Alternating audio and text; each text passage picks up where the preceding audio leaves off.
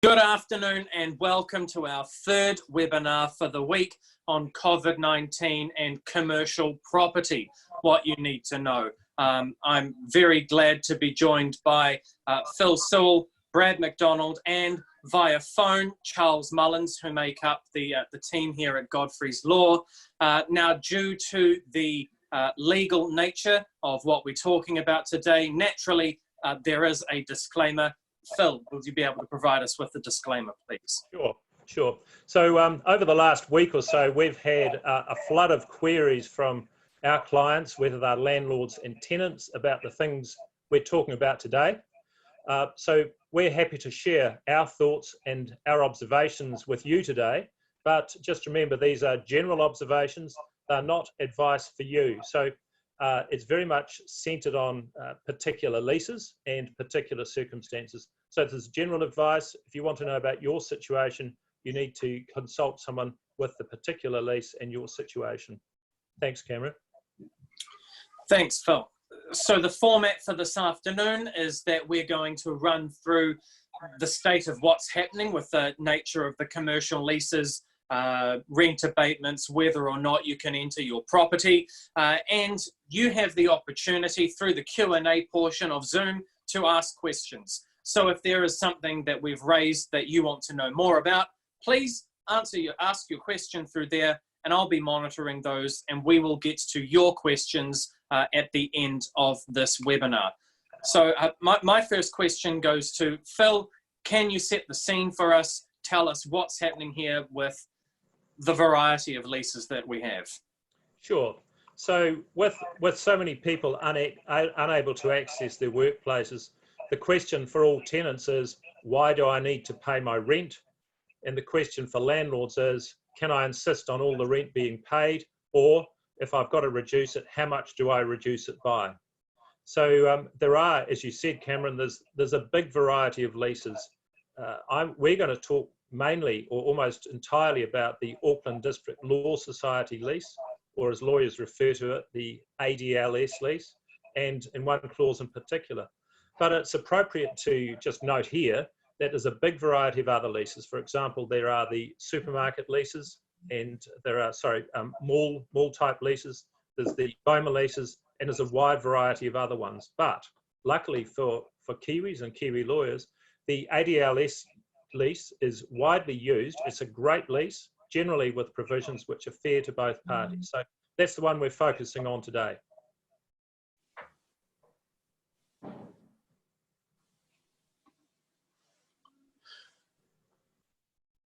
Right. Now, the issue of whether or not you can enter your property and this whole issue of lease abatement, this isn't new to Christchurch. This is something that many business owners will have dealt with before. So it's not uncommon, is it? That's right. One of the real difficulties after the earthquakes that we all went through was exactly the same situation. We had the inner city red zone that was cordoned off. There were lots of premises there that were undamaged, but the tenants could not get to them. Now, most leases have really good provisions where there's material damage. If there's physical damage, there's some great clauses and provisions which help both parties work out what happened. But in cases where people couldn't get to their premises, there was a real standoff in Christchurch after the earthquakes. And as a result of that, the good people at Auckland District Law Society changed their lease, and they put in a special clause, and that's the one we're going to be talking about today. You've probably heard lots of discussion about clause 27.5. I was listening to the news earlier today, and I even heard it on the news, clause 27.5. So that's the big one. This is the big change that came in after the earthquakes.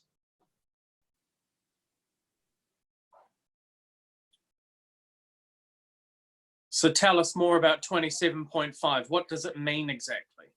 Well, it's, I'm not going to read you every word because that'll be a wee bit boring, but it basically provides where there's an emergency, and that term is defined, but the definition includes an epidemic and the current state of affairs we've got. What the clause says is, if the tenant can't access their business premises to fully conduct their business, it says, then a fair proportion of the rent and outgoings shall cease to be payable. So the words that we'll focus on today are the words a fair proportion of the rent and the outgoings. So there's a reasonably detailed clause there. It's not hard to read, but those are the main parts you need to know about today. And I guess that is the million-dollar question, if we can call it that. What exactly is, or what exactly constitutes a fair proportion? Exactly. One of the difficulties, Cameron, is that although these leases have been used, widely used since this new edition of the lease came out, they have not yet been tested by the courts. And so what we're left with is lawyers, landlords, property managers up and down the country speculating as to what these words might mean. But Charles has done some better work on that. And Charles, do you want to comment a bit more? Yes. So yeah, the key issue is, what is the word fair proportion mean, or the term fair proportion mean? And I think that it incorporates a sense of what must be fair and reasonable to both parties under the circumstances. And this means that it doesn't automatically infer that the rent is abated by 100%, or, for that matter. If it was the intention of the people that drafted this after the Christchurch earthquake to have 100% abatement, they would have said that. So I think we can probably fairly confidently count that out. I think there are two key questions that you need to ask to get some guidance here. And that is, what is the benefit or value that remains in the premises for the business? And can the business continue to function, albeit in a reduced capacity? Can you hear me all right there? Yes, that's good, Charles. Yeah. So I think if we think about what the benefit there may still be, one example of that benefit is that the benefit that the business can start up immediately that the lockdown is lifted. There may also be other benefits, for example, the storage of equipment, supplies, stock. There may be continuing profile benefits to having your business in a particular place. Your customers will know where that business is, and you may also be able to continue to use IT systems remotely. So those are all things that the business may continue to benefit by being in that premises. For some businesses, I would suggest that there may be very little benefit left in the premises at the moment. For example, if you were a cafe, the premises and the business are really one and the same thing. No access to the premises, no clients, no customers, no sales. So in those circumstances, you might expect an abatement of rent and outgoings towards the top end. Whereas other businesses may actually be able to function quite effectively, even though they're not able to enter the premises. Philip? Yeah, adding on to that, I had an example today that I heard of where the landlord says, what should the rent be? And this is a case of an empty building. It's subject to a lease and the tenant has just moved out. And so the question as a lawyer, you think, well, and applying Charles's two questions, what's the benefit or value in the business today after the lockdown? Well, it's exactly the same as it was before the lockdown. Should there be an abatement of rent? No. The tenant's able to use the premises in exactly the same way as they were before the lockdown. Now that's an extreme example, but it demonstrates again what we're saying here is that there's a continuum of uses, and it's important to identify where a particular business sits on there. Is it one that gains a lot of benefit still from the premises, or one which really they've got to shut down? So Brad, I think you've had some experience of some of these discussions too. Yeah, that's right, Phil. Yeah, look, I've got a number of clients at the moment who are asking similar questions and been going through a similar analysis of their individual circumstance with their business to assess what sort of benefit they are getting out of their business, going through the sorts of considerations that Charles has just talked to. And of course, across the continuum for all the clients I've been speaking with, that varies across the board.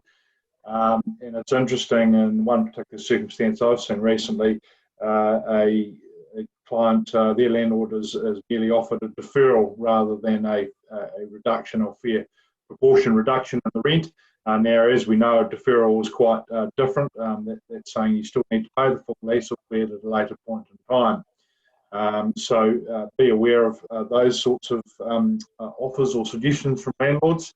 And bearing in mind, if you've got a 80 lease 2012 and later, then you're going to be able to access the benefits of clause 27.5, but you're going to have to undertake a careful assessment, I think, of the sorts of benefits that remain for your business, and therefore what is a fair reduction in rent. Mm-hmm. I've seen, like you, Brad, I've seen a range of responses to this, and I've seen one where the tenant offered a tiny amount of rent to the landlord, and the landlord probably accepted it because the tenant was not a strong tenant, and the landlord realised correctly that to force the issue would lead to an empty building. And in Christchurch at the moment, my perception is there's still plenty of space for most people, and as a landlord, you wouldn't want to be losing a tenant just by insisting on 1 month's rent being paid in full. So that was one I saw, a tiny amount being paid and accepted. I also got an email the other day from a large, actually an overseas company with many leases around the country, and they simply said, we're not paying anything. And this is perhaps the weakness of the current clause that we're talking about. When we speak of what a fair proportion is, it assumes equal bargaining power. But where there's unequal bargaining power, it means one party is going to perhaps force the result over the other, and that happened with this national company. Another one I've seen a few times now, is landlords and tenants proposing a 50-50 sort of split, which can maybe be rationalised as being, this is an event over which neither of us had control. Let's share the loss. The landlord loses half a month's rent. The tenant pays half a month's rent for something he can't really enjoy, but a good outcome to preserve landlord-tenant relations. Now, this, to me, it seems like, given the wide range of scenarios available, given everything I've heard in the news from one extreme to the other about how to deal with this, if I have learned anything from sitting in on the webinars today, I've learned that good faith is a legal term that I have picked up. Is this, rather than a black or white, right or wrong answer for this scenario, would you say that this is a situation where a good faith, open and honest discussion is required? Charles, can you contribute to that? Absolutely. Absolutely, I agree with that. I think landlords and tenants have to look at the big picture and, you know, view down the road. You're hoping to have a continuing relationship, and you don't want this lockdown to sour that relationship. And generally, it's going to be in neither party's best interests to be completely unreasonable here. I would add that this is obviously something of a moving target at the moment. And I did hear on the RNZ this morning that the government were considering new measures to help commercial tenants, and obviously by that landlords. So, you know, it is very much a watch this space, but, you know, proceed with caution and empathy for the other party, I think. Yeah, Charles, I'd just like to jump in there, and I thank you. I totally agree with the sentiments you've just expressed, and Good faith is sort of something that's strong in one of the other areas I practice in employment law, and that's a legislative requirement in employment relationships. Of course, there's no such legislative requirement in a commercial context between a landlord and a tenant, and really the contract, I should say, is the nexus that's in play between the parties. And there's no, to my understanding, implied term of good faith in a lease or contractual requirement for it.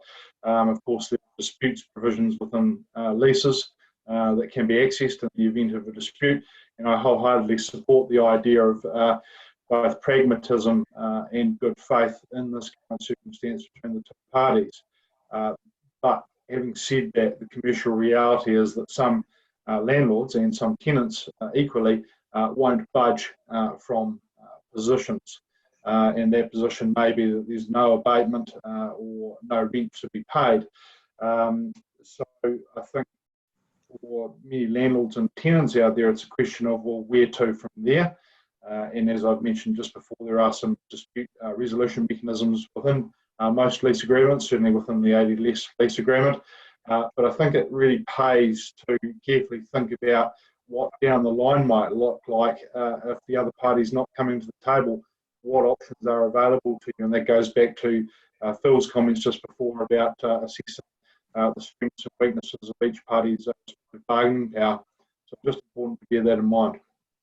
Good, and if I could just add to that, Brad, just if you do get locked into a dispute, as Brad says, the ADLS lease, and I think many other leases will have dispute provisions, and it's arbitration. Now, to many people, arbitration sounds like it's a good thing. It's not court. That sounds good. It must be good, but actually, is it? A formal arbitration, as I understand it, involves a lot of procedural stuff, which would drive you crazy, and it's potentially just is prone to the same potential delays and costs as a standard court proceeding might be. So don't go thinking that an arbitration is an easy way out if you get stuck on this topic. If you don't arbitrate, I guess court proceedings is the other thing, and it's all very well holding the line, but what if you're wrong? Something to think about. Cameron. Well, we've covered 27.5, that clause in the ADLS lease, but there are other clauses that might equally apply to this kind of scenario. I'm thinking of doctrine of frustration or maybe a force majeure clause. Phil, are you able to explain a wee bit more around those, please? Yeah. Now, I'm mentioning these things by way of completeness, not because these are going to be much use to anyone. On the news, there's been talk of force majeure clauses quite a lot, and actually they're used in many commercial contracts, but actually not so much in leases. The force majeure clause talks about some greater event, something that the parties had no control over, and if there is such a clause in a commercial contract, like a lease, that can provide relief for one of the parties. But as I say, although it's talked about much, you don't find it in leases. So interesting concept, not much used to landlords and tenants unless it's in their lease. If it's not in the lease, it will not be implied. There's no implied term on this one. So force majeure, forget it. The other one is the doctrine of frustration. It was from the common law, then we had the frustrated contracts. I won't give you a law lecture, but there is a release from contracts due to frustration. And frustration is where, again, through something from beyond the party's control, means the contract can't be performed. But the reported cases on frustration in relation to leases look at much longer periods when the lease has not been operating. And just remember, we're only 1 week into this lockdown. So 1 week of non-access in a lease of, say, 5 or 6 years, does that matter? Is it a breach of an essential term such as to entitle you to cancel? Is it a frustrated contract? No, it's not. Would even a 4-week exclusion from the premises frustrate a lease? Probably not. The law is not helpful for tenants in this situation. So as I said, I'm just adding these bits in because they're talked about, but they're actually not much use. So if a tenant is in the unlucky position of having maybe an old ADLS lease without this new provision, or some other lease, and no force majeure, they're going to have to do a lot of careful and clever talking to their landlords. Cameron. Which leads into my next point, which is what happens if the lease is silent? What happens if there is no kind of clause in there regarding this kind of situation? What options are open to both the tenant and the landlord? Well, I think, Cameron, this is a situation where it's not about contractual rights or legal rights. I think it's more about business reality. That's a funny thing to hear from a lawyer, but sometimes the law just does not produce a sensible result. So, as you say, where the lease is silent, what each party will have to do is just to raise it in good faith with the other. So for a tenant, he will have to go to the landlord and say, I can't pay. This is putting my business in jeopardy. Here are the figures. This is what's happening to me. Can we talk about it and find a solution? So there's no legal basis for that discussion if there's nothing in the lease to start that discussion, but it's one that needs to be had. And again, echoing those comments about the Christchurch scene, a landlord doesn't want an empty building or a shaky tenant. So there's an interest for both parties, even if the lease is silent, on starting those discussions. Brad, have you had some experience of that? Yeah, look, I have in so far as I've had a number of clients who've got older leases that don't contain clause 27.5, and that's the very sort of tack that they've been taking, is obviously having those discussions with their landlord on about business reality, as you say. What I have discussed with some of my clients is in these older leases, many of them still contain the either partial or total destruction clauses, and I've suggested to some of my people I've been speaking with is that this circumstance could be argued to be analogous to a partial destruction, and I see Phil's eyebrow going up there. So that may be a stretch, but it's not. It doesn't have the force, of course, of 27.5, which specifically deals with this type of current scenario. So it is a stretch potentially, but if you're going nowhere with the landlord, I guess it's a question of saying, well, is this analogous? There's no help on the lease, and so what sort of strategy or approach can we come from, and that may be one such strategy. Yeah. Mm-hmm. Now, this may not be a legal question as such, but in terms of relief, what about a landlord's loss of rent insurance cover? What should they be doing in that kind of scenario? Cameron, I can try to talk to that one. I think but I'm not sure that loss of rents is typically linked to material damage. I've been attempting to get a sample policy to just check that my understanding is right. Each person should, of course, look at their own policy. Policies are all different anyway, or talk to their insurance broker for expert advice on that.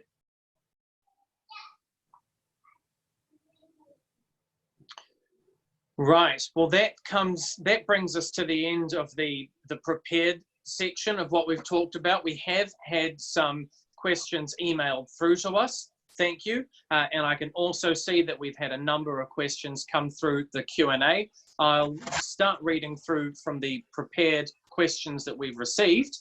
And the first one, this question: I've halved the rent for my commercial tenant for April to help them. However, I prefer not to do that indefinitely.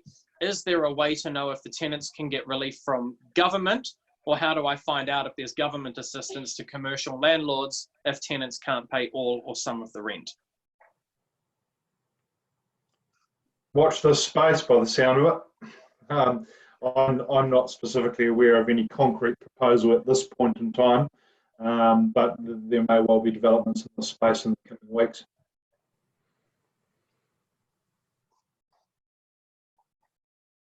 Anything to add on that, Phil? I think that's right. I've been listening. It's hard to keep up with the number of announcements at the moment. There's something new every day, and there's a lot of detail to keep up with. Up till today, I think the government's approach has been let's support business through all these other means. There's the wage subsidy, there's various loans, there's stuff you can get from the bank. I'm not even up to date with all that, but I think their approach was, let's keep businesses strong, and then they can pay their staff, they can pay their accounts, they can pay their rent. And that's, I think, the approach that's been taken so far. But as Brad says, a new announcement might be around the corner. Well, this person asks, we are a cleaning service provider, and many of our clients asked us to stop the service during the lockdown, even though we are advised we can continue to provide our service as normal. We have the clause such as act of God in our cleaning contract. So their first question, in our current situation, am I still entitled to bill them even though they asked us to stop? And two, what's a practical way to deal with this situation?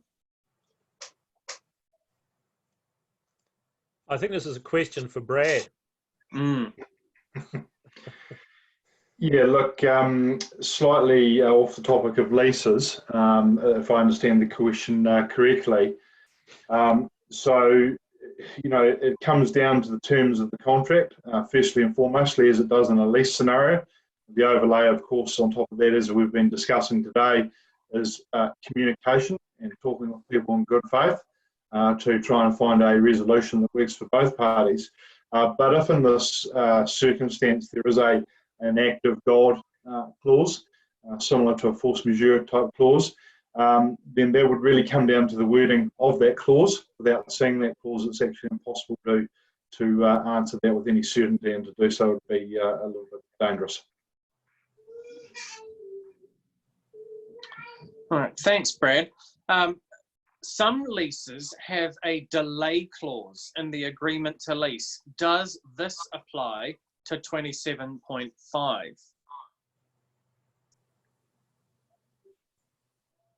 Cameron, can you read the question again? It speaks of a delay clause. I'm not sure what that questioner is referring to. Yeah, this is all the information I've got, which is, this person is asking, some leases have a delay clause in the agreement to lease. Does this apply to clause 27.5? I can't think what that questioner is referring to. Maybe they could send in a few more details and then we could look at it again. All right, that's perfect. And the last one that we have had submitted to us is, if you can physically access your building, for example, you're a motelier, but you don't have guests, is that classified as unable to access your building? My view on that question, Cameron, would be no. I don't think it's a question of access. I think it's a question of patronage.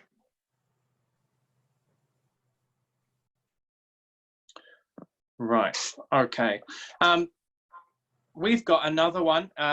This person live above their work premises, but they are unable to trade.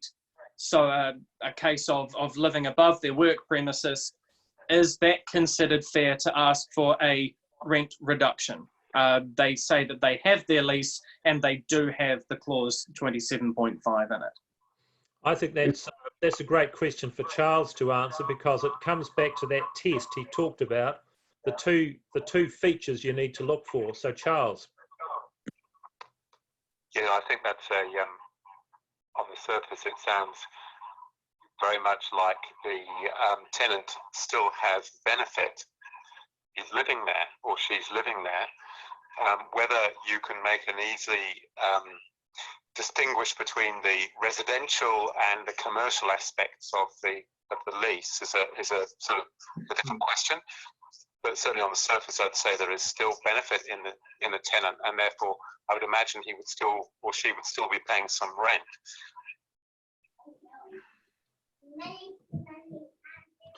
Yeah, I think that's right, Charles. Charles is alluding there to an interesting overlay in these situations, overlay and overlap between the ambit and extent of a lease contract and the Residential Tenancies Act that obviously applies to any residential tenancy.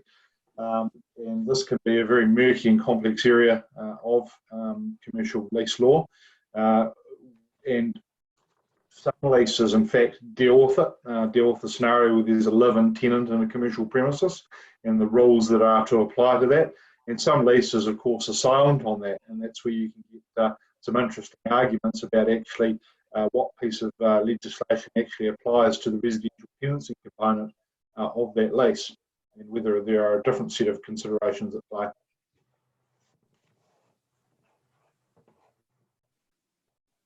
So rather than I say I'm leaving you hanging there, Cameron, it would really come down to the terms of what's in the lease to some extent, but Charles's view and advice is still good in my view. All right, thanks, Brad. The final question that we have, unfortunately, looks like people have drawn their lines in the sand. It says, if the landlord refuses to reduce the rent and I can't pay the rent and I can't move out because of the lease, what are my options? I think Cameron, that's where you might need to invoke the disputes procedure and work your way through that. And if one party is behaving unreasonably, it's a matter of working through a process until that party realises that, or there's a mediated settlement. I don't think there's much more can be said on that. I'd just add to that, Phil, that you may want to consult and seek specialist legal advice with respect to that situation. Mm-hmm. Wonderful. Thank you so much for watching on this sunny Friday afternoon. Thank you for joining us for this commercial property and COVID-19 webinar. Phil, do you have any final point that you'd like to make for today? Just that we've heard our Prime Minister on the news saying things like test, test, test. I think in the context of rent abatements, the saying would be negotiate, negotiate, negotiate. So it's all about good faith. It's about communicating, and we're all working through this together. Charles, do you have any final comments for our webinar? Look, I agree completely with Philip there. I think people need to think in terms of their continuing relationship and hope that this is actually relatively short term. And Brad, final words from you. Yeah, look, thanks, Cameron. Echo those sentiments from Phil and Charles. I just also think that people need to take a little bit of time, whether they're a tenant or a landlord, to think through the various scenarios and options available to them. When you come to have these discussions, you're prepared so that you can have a meaningful discussion. And I think some pragmatism and good faith are essential components of that. I think you need to get really clear on what it is you're seeking and why you're seeking that, to have some success with maybe the position you're negotiating or bargaining for the other party. Thanks, Brad. I would just like to let you know that on the Godfreys Law website, godfreyslaw.co.nz, we've got a range of resources available from employment law, commercial law, residential property, to help you negotiate the issues that you might be experiencing as a result of the impact of COVID-19. So head to the website, godfreyslaw.co.nz, and you'll see in the home bar up the top the page COVID-19 resources, and there's more information there to help you get through. Thanks you so much for joining us this afternoon for this webinar, and we hope to have you join us again at the next one. Thanks. Bye.